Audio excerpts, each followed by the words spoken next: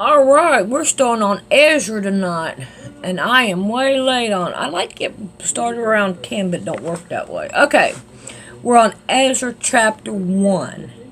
Now, in the first year of Cyrus king of Persia, that the word of the Lord by the mouth of Jeremiah might be fulfilled, the Lord stirred up the spirit of Cyrus king of Persia, that he may proclaim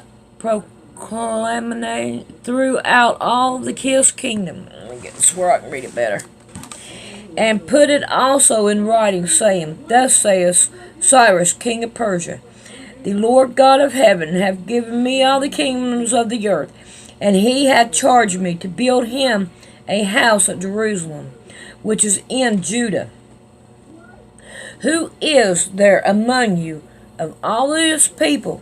His God be with him, and let him go to Jerusalem, which is in Judah, and build the house of the Lord the house of the Lord God of Israel. He is the God which is in Jerusalem.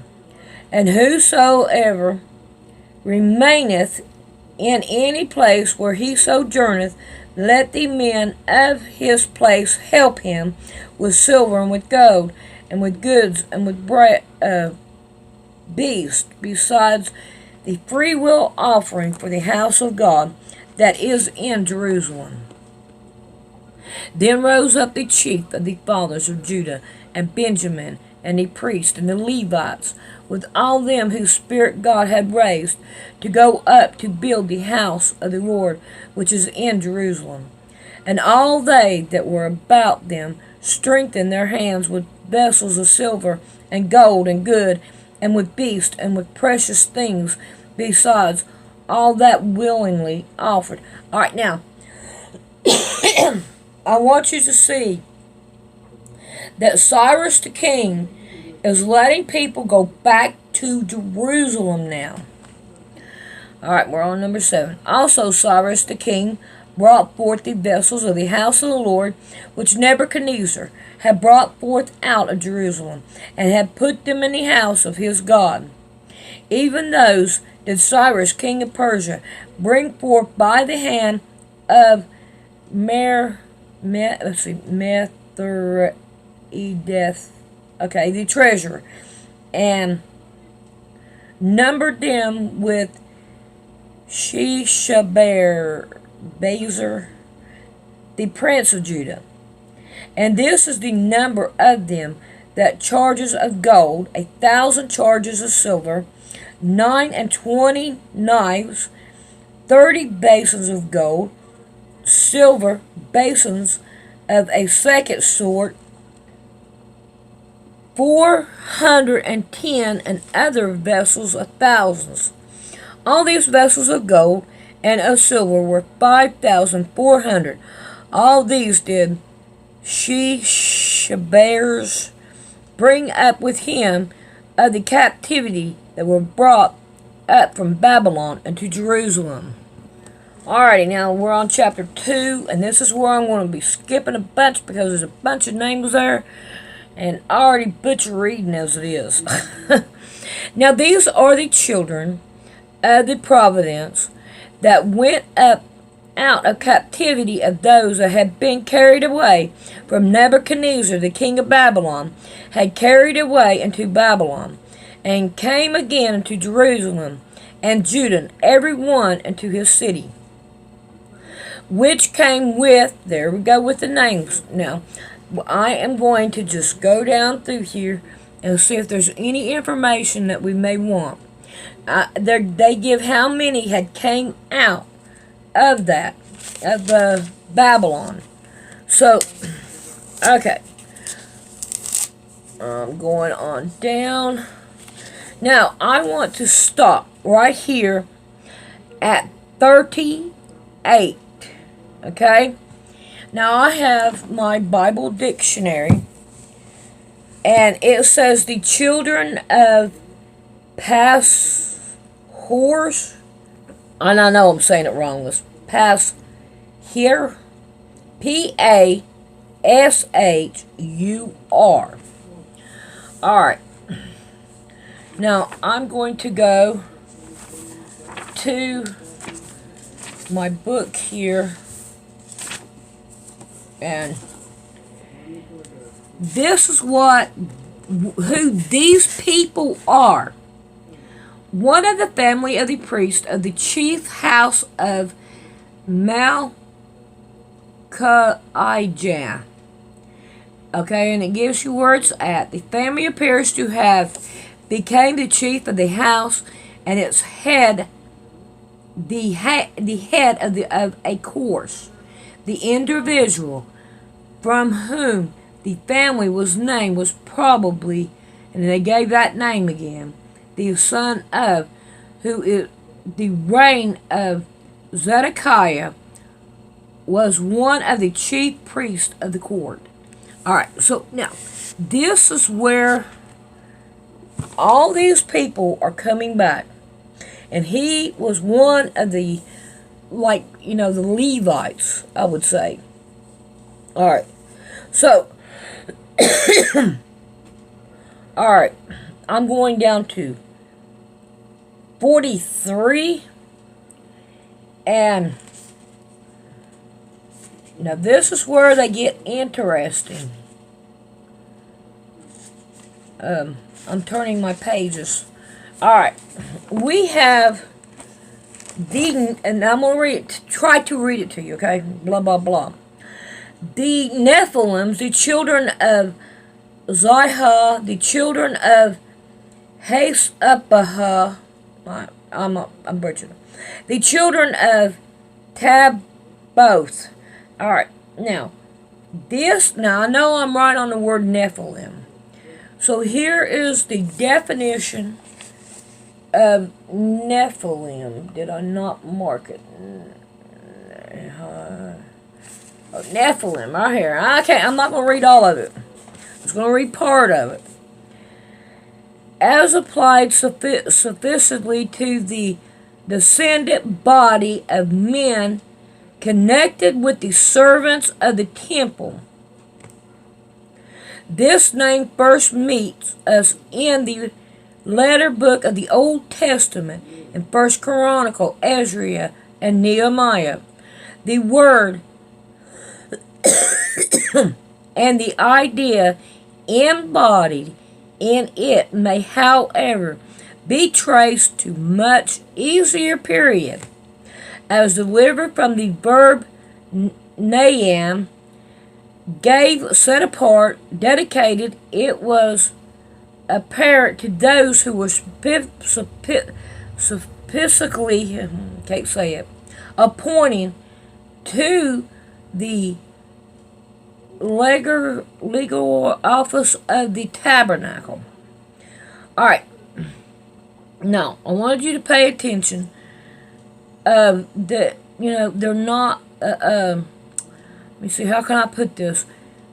Not with this, let's see, as applied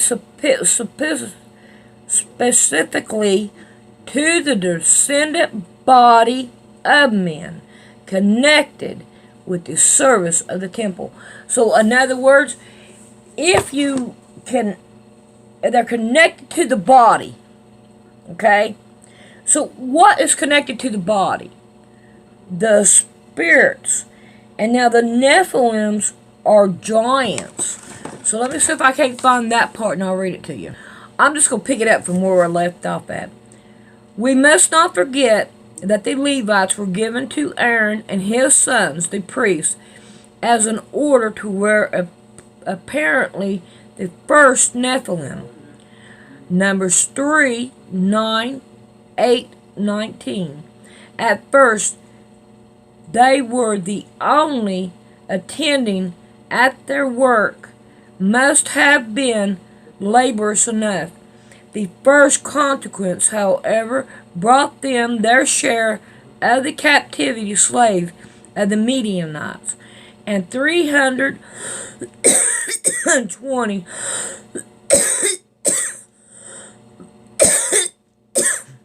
were given to them as having charge of the tabernacle. So, we know that they are the giants. So now the giants were working in the tabernacle. Alright, now we got this word Z-I-H-A. And in my book, it's on page 700. Let me find 700. And we got 66.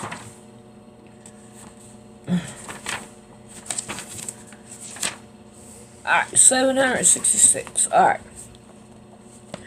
Now, Z-I-A-H. The children of Zihah were a family of Nephilim who returned with Zerubbabel, Ezra 2 and 43.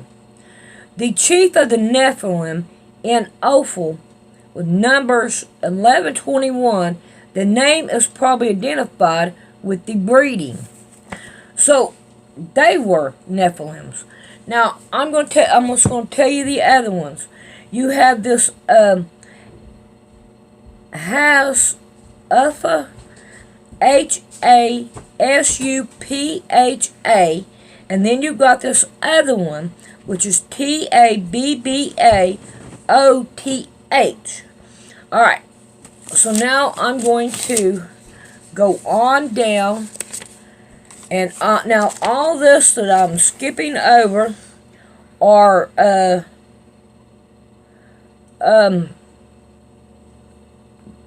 genealogy. I'll be back.